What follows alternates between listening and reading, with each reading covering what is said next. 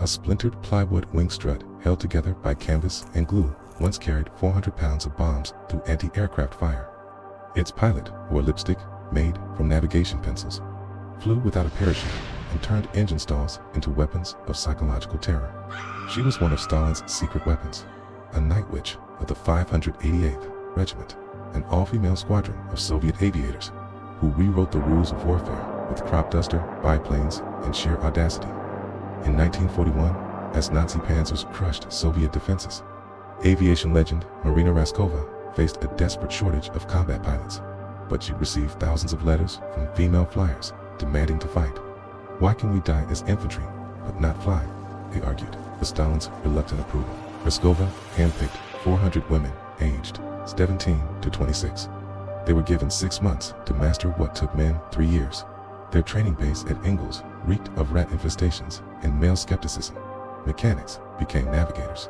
Students became bombardiers, and they flew in hand-me-down male uniforms. Boots so oversized they stuffed them with torn bedding. Their aircraft, the Polikarpov Pa-2, a 1920s crop duster, dubbed the coffin with wings. Wooden frames covered in canvas. Coban cockpits exposing them to minus 40 degrees Celsius frostbite. No radios, no radar, and crucially, no parachutes. The weight allowance was for bombs only. German intelligence laughed when reconnaissance photos showed biplanes, but by June 1942, the laughter stopped. The 588's baptism by fire came over the southern front. Their mission bombed German river crossings near Rostov. Their tactics turned weakness into weaponry.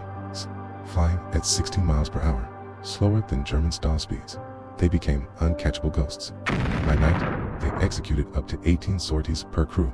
Each run carried just 2 bombs. Land, reload, repeat, their signature move. The silent glide, approaching targets. Pilots killed their engines. Wind whistled through struts, a sound Germans called broomsticks. That eerie whisper was the only warning before explosions. Psychological warfare became their deadliest payload. Sleep-deprived German troops hallucinated injections, gave the women night vision. Rumors spread they were criminal masterminds. Any Luftwaffe pilot who downed one earned an Iron Cross, but downing them demanded impossible marksmanship. When pursued, night witches exploited their biplanes' agility. They throttled below stall speed, forcing faster German fighters to overshoot. Navigator Nadezhda Popova once returned with 42 bullet holes in her plane, including one through her map and helmet. Another pilot landed with her plane's entire floor shot away. Their deadliest innovation, the triple pate formation. 3 planes approached targets. 2 dove into searchlight beams, drawing flak fire while dropping flares. The third glided silently in darkness to bomb. Then they rotated, a relentless carousel of terror. By 1943, they'd flown over 10,000 sorties. At the Battle of Kuban, they broke German fortifications with pinpoint bombing. During the Crimean Offensive, they supplied Soviet partisans via moonlight airdrops, all while battling frostbite that peeled skin from bare hands, touching fuselages. But their greatest test came at the Oder River in 1945. Assigned to clear the path to Berlin, Tisch, they faced a wall of German flak.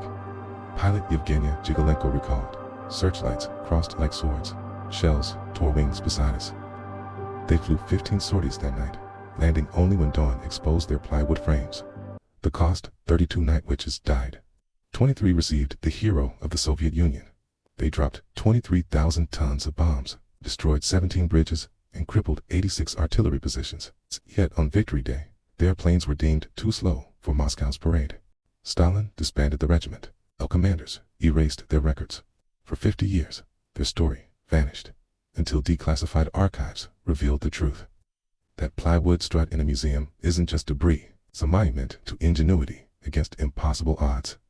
2 girls who stuffed boots with bedding by day and shattered front lines by night. Their real weapon wasn't bombs. It was the element of surprise and being underestimated. And in that, they were witchcraft itself. Before we check out, here are some other videos you might like. These are the most common mistakes new pilots make. You can avoid them. This is the best way to get started learning to fly. Aviation pioneer Amelia Earhart once said, "Adventure is worthwhile in itself." But why is that? Why do we seek adventure? What's the point of pushing our limits and venturing into the unknown?